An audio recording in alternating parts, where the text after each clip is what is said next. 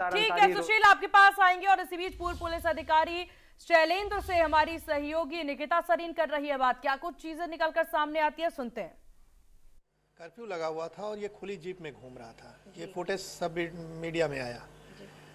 तो जो शासन प्रशासन ऐसे माफियाओं पर एक्शन लेना था, जब वो उनके सपोर्ट में आ जाए, आउट ऑफ वे जाके काम करने लगे उनके साथ खड़े होकर, तो एक पूरा माहौल ही उनके फेवर में बन जाता है। और हर कोई व्यक्ति ये सोचता है कि यार इनसे बच के रहो, ये पता नहीं क्या कर देंगे।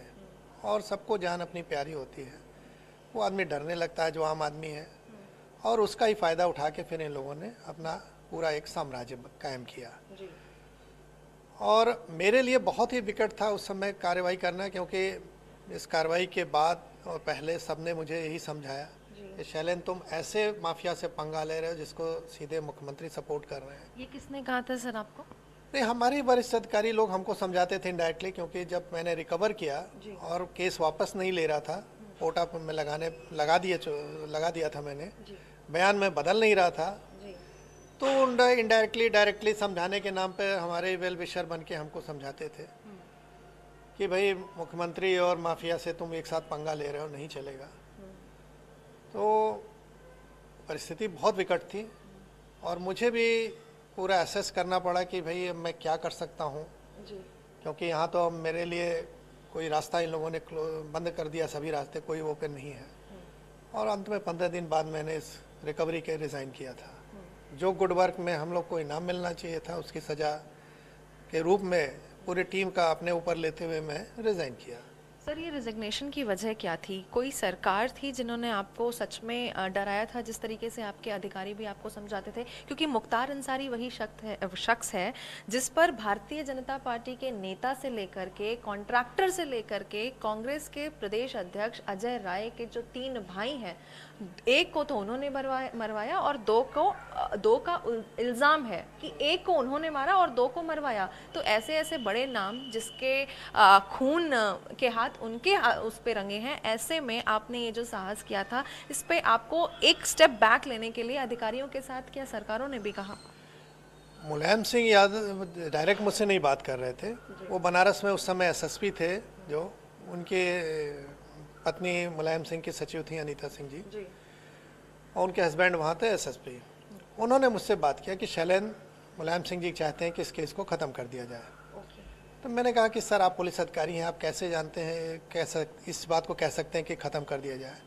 एफआईआर दर्ज हो जाने के बाद बदली नहीं जा सकती है। मैं वादी हूँ, न मैं दर्ज एफआईआर को वापस ले सकता हूँ, न बयान बदल सकता हूँ, मीडिया में चल रहा है। तो उन्होंने कहा भाई मुलायम सिंह जी बहुत नाराज़ हैं, तुम समझ नहीं रहे हो। तो हमने कहा सर मैं क्या कर सकता हूँ, आप ही बताइए। जो कुछ भी किया आप लोग के परमिशन से किया। आप ही लोगों ने कहा कि तुम इस पर कार्रवाई करो, मुख्तार अंसारी पर। किसी अधिकारी की आप लोग को भरोसा नहीं था कि वो डर जाएगा, पीछे हट जाएगा। तो हमने तो जान पे खेल के अच्छा काम किया। अब आप लोग कह रहे हो कि हम अपनी ही नौकरी दांव पे लगा दें, तो ये संभव नहीं है। फिर मैंने कहा अगर आप लोग को लगता है आप मुलायम सिंह जी को, मुख्यमंत्री जी को नहीं समझा पा रहे हैं, तो आप फ़ोन नंबर दीजिए, मैं डायरेक्ट बात कर लूँ और मैं उनको बताऊँ कि स्थिति क्या है और क्या हो सकता है इसमें। जो आप लोग चाह रहे हैं वो नहीं हो सकता किसी भी कीमत पे। तो उन्होंने कहा भाई शैलेंद्र तुम्हारा नाम लेते हुए इतना वो चढ़ गए हैं कि नाम लेना भी उनके सामने ठीक नहीं है, मुलायम सिंह यादव। तो वो तो बात बिल्कुल नहीं करेंगे। तो हमने कहा ठीक है, जब नहीं करेंगे तो आप भी मत करिए। फिर अब मैंने जो कर दिया वो कर दिया, अब आप लोग को जो करना हो करिए। तो रातों रात आपको याद होगा उस समय बनारस जोन के आईजी, डीआईजी रेंज के, एसएसपी, एसटीएफ, सबका ट्रांसफ़र रातों रात कर दिया गया। हमारी यूनिट पूरी क्लोज करके बनारस से लखनऊ बुला ली गई और एक संदेश दिया गया कि अब इस बीच में कोई न पड़े, वारा न्यारा होना है। और आपने देखा भी कि मुलायम सिंह जी ने आउट ऑफ वे जाके पोटा कानून को हटाने के लिए आदेश किया, जबकि यह सेंट्रल का कानून था, वो कोई हटा नहीं सकता था, लेकिन उन्होंने उसको हटा दिया। तो ऐसी दशा में सब लोगों का एक संदेश चला गया कि अब आप लोग इस पर कोई कार्रवाई न करें। और उसका नतीजा हुआ कि मैंने भी देखा कि मेरे लिए कोई यहाँ रास्ता बचा नहीं है। तो 15 दिन बाद मैंने भी फिर त्यागपत्र दे दिया और उसमें लिखा मैंने कि पहले तो माफिया या क्रिमिनल्स का सपोर्ट लेते थे लोग सरकार चलाने के लिए, अब तो सरकार को निर्देश दे रहे हैं वो कि क्या करना नहीं, क्या नहीं करना है। तो मेरे जैसा ईमानदार अधिकारी के लिए संभव नहीं है और मैं त्यागपत्र दे के वापस जा रहा हूँ। तो ये घटना थी। तो शैलेंद्र जी, एक चीज़ और भी मुझे पूछनी थी आपसे कि जिस तरीके से आपने जब इस्तीफा दिया था उसमें उसके बाद आपने राजनीति में भी हाथ आजमाया था अपना, निर्दलीय चुनाव लड़े थे। बिल्कुल, उस समय देखिए मुझे पार्टी टिकट देने के लिए बहुत तैयार थी, लेकिन मैं केवल निर्दल जाके एक जनता में बात रखनी थी कि डेमोक्रेसी में कहा जाता है अंतिम ताकत तो जनता के पास है ना। तो आप लोग सोचिए कि आप लोग किसको चुन के भेज रहे हैं, वो किसके लिए काम कर रहे हैं। ये पूरा एक्सपोज करने के लिए मैं चुनाव लड़ा था और मैंने बनारस जैसे जगह को चुना जो कि सबसे विद्वानों की नगरी थी, पूर्वांचल का गढ़ था, व्यापार का केंद्र है। वहाँ मैंने इस बात जाके रखी लोगों में और कहा कि भाई आप ही को तय करना है, आप ही को सुधार करना है। समय जरूर लगा, लेकिन आज उस घटना से 20 साल गुजर गए। इस बीच में आप भी देख रहे हैं कि अब जितना धड़ल्ले से पॉलिटिकल पार्टीज माफियाओं को उस समय सपोर्ट करती थी अब नहीं कर पाती हैं। आपके मीडिया की वजह से या सोशल मीडिया या जो भी कहिए, जनता में अवेयरनेस पहुंच रही है, नई पीढ़ी एक तैयार हो गई है देशों से कि हमारे यहाँ क्यों नहीं ऐसा कुछ हो रहा है। तो अब इनके लिए रास्ते बंद हो रहे हैं और जो खुलेआम घूमते थे अब वो देख रहे हैं मारे जा रहे हैं या जेलों में मर रहे हैं खुद। तो परिस्थिति बदली है। सर, जब आप केस दर्ज कराने के लिए पोटा की सरकार के पास गए थे उसके बाद से क्या आपके पास भी धमकियां आती थी? देखिए, मुझे डायरेक्ट धमकी तो नहीं देते थे, लेकिन अपने वेल विशर भेज भेज के इन लोग हमारे तो कहने के लिए वो वेल विशर होते थे, लेकिन इनडायरेक्टली हमको समझाते थे कि भाई आपका परिवार है, आप हैं, इसने एडिशनल एसपी पे गोली चलाई है, जेलर को मरवा दिया है, लखनऊ में दिन दहाड़े हजरतगंज में मारा गया। तो ऐसी दशा में आप पंगा न लें। एक धमकियाँ इस तरह से मिलती थी, या मैं कहीं अपनी गाड़ी से जा रहा हूँ तो आगे पीछे गाड़ियाँ चेस करती थी मुझे। तो मैं जानता तो था ये सब परिस्थिति हैं, लेकिन मुझे अब सामने आगे तो बढ़ चुका था, पीछे भी नहीं हट सकता था। लेकिन ऊपर वाले की मेहरबानी से मैं आज सुरक्षित हूँ आप लोग के बीच में। और जिसने जो किया था वो आपने देखा, हार्ट अटैक के रूप में कल उसकी स्वयं मौत हो गई। और देखिए, जिस तरीके से हार्ट अटैक से उनकी मौत हुई है, कार्डियक अरेस्ट हुआ है, डॉक्टर्स ने भी पुष्टि की है, लेकिन ऑपोजिशन, अगर मैं कांग्रेस की बात करूं, वही अजय राय जिनके 3 भाइयों का मौत का इल्ज़ाम है मुख्तार पर, वही कांग्रेस से ये बयानबाजी आ रही है कि इनकी पुष्टि हो और इस तरीके से मर गए हैं, इनको मार दिया है, ये मौत नहीं हत्या है। वही बहुजन समाज पार्टी की, अगर जिस तरह से मैं मायावती की सरकार की बात करी थी, उन्होंने भी इस पे इन्वेस्टिगेशन मांगा है। अन्य सरकार है, क्योंकि जिस तरीके से कल मौत हुई है उसमें सबसे पहला जो ट्विटर पोस्ट आता है वो समाजवादी पार्टी की ओर से आता है, कंडोलेंस व्यक्त कर रहे हैं ये लोग। हाँ बिल्कुल, देखिए चुनाव का समय चल रहा है इस समय, और खासकर विपक्षी पार्टियां इसका एडवांटेज लेने से नहीं चूकेंगी, क्योंकि उनको तो लगता है जहां से भी एडवांटेज मिल जाए। और दुर्भाग्य हमारे लोकतंत्र का है कि ये पार्टियां शॉर्ट साइटेड हैं, इसी वजह से जनता इनको जो सत्ता है उससे बाहर कर दी है। कांग्रेस की जिसकी आपने बात की, अजय राय उसके प्रदेश अध्यक्ष हैं, और उन्हीं के भाई को इसने मारा, जो केस भी चल रहा है उसमें सजा भी हुई, और वही कांग्रेस इनको बचा रही है। मतलब अब इल्जाम लगा रही है वर्तमान सरकार पे, उनके फेवर में एक तरह से बोल रही है, जो माफिया मुख्तार थे। लॉ एंड ऑर्डर पर भी सवाल उठा रहे हैं। बिल्कुल वो उठा रहे हैं, लेकिन मैं आपके माध्यम से पूछना चाहता हूं कि यही मुख्तार अंसारी पंजाब में कांग्रेस की सरकार थी, क्या कर रहा था, क्यों नहीं आना चाह रहा था? कृष्णानंद जी की जो पत्नी थी, उन लोगों ने खुलेआम आरोप लगाया था कि वहां पर ये ऐश कर रहा है कांग्रेस की सरकार में। तो अब ये विपक्षी पार्टी जो इस तरह से बोल रही है, वो खुद अपने ही कहते हैं ना जिसपे पैर पे कुल्हाड़ी मारना। जनता इस चीज़ को पसंद नहीं कर रही है और आप उसके समर्थन बोल रहे हैं। रही बात लॉ एंड ऑर्डर की, तो लॉ एंड ऑर्डर या जो इस तरह की चीज़ें हैं, जब तक ये थे, इनसे एडवांटेज लोगों को मिल रहा था, तब तक तो लोग भैया के सपोर्ट में थे, भाईजान है, ये सब है।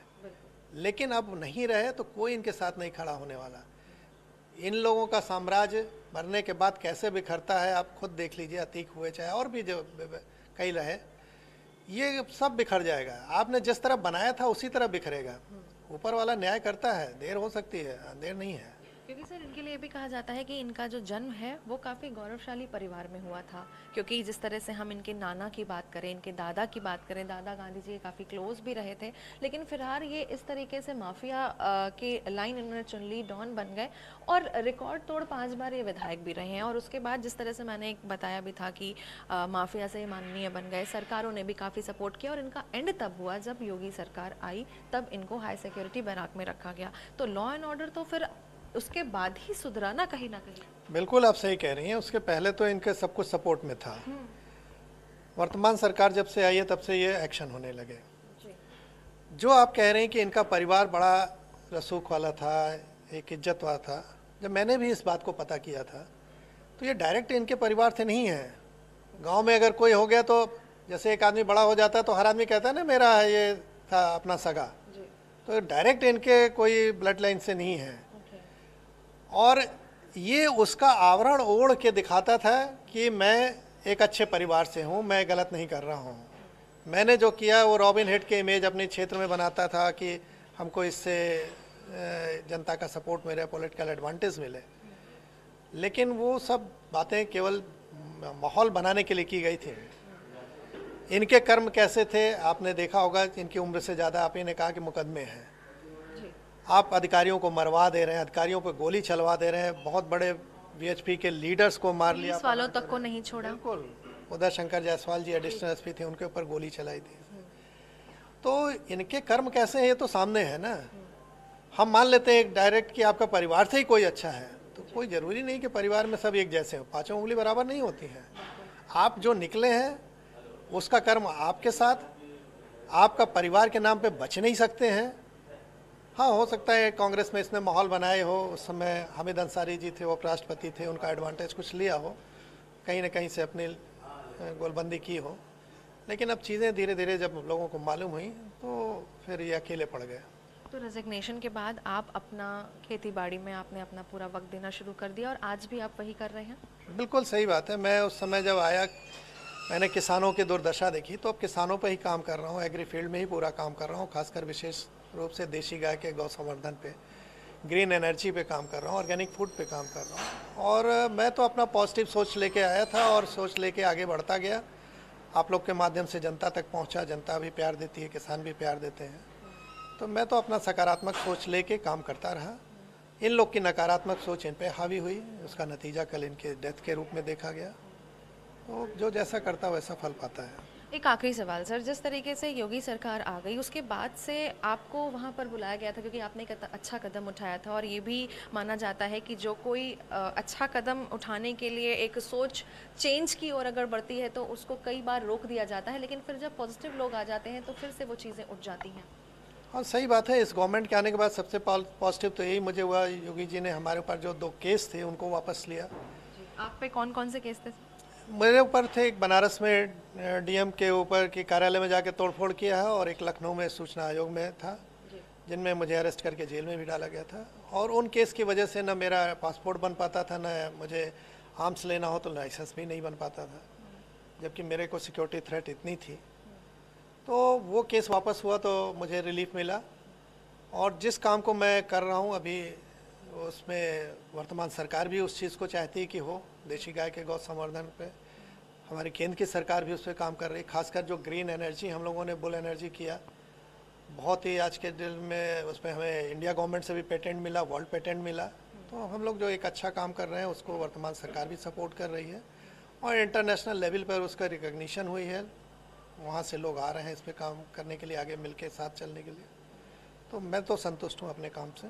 तो सच की जीत हुई। बिल्कुल, अंत में हमने कहा ना, जो सच है उसकी जीत हुई है, और टाइम लगा जरूर है, 20 साल का समय बहुत होता है। भगवान राम का भी वनवास 14 साल का ही था, मुझे 20 साल लगे, लेकिन सच पराजित कभी नहीं हो सकता। ये मैं अपने माध्यम से तो कह सकता हूँ, मैं उसका जीता जागता उदाहरण हूँ कि 20 साल अकेले लड़के मैं यहाँ तक आया हूँ, तो कहीं ना कहीं से सच में तो ताकत है और जीत हुई। बहुत शुक्रिया हमसे बात करने के लिए। तो आप सुन रहे थे शैलेंद्र सिंह को, जिनका साफ तौर पर कहना है कि उन्होंने इतना संघर्ष किया, और जिस तरीके से हम लगातार बता रहे हैं कि कुछ घटनाएं बेहद खास होती हैं, और उनका ये परिश्रम आज इस मुकाम तक लेकर के आया है कि एक और डॉन के आगे फुल स्टॉप लग चुका है। लखनऊ से वीडियो जर्नलिस्ट कफील के साथ मैं निकिता सरीन, इंडिया न्यूज़ के लिए।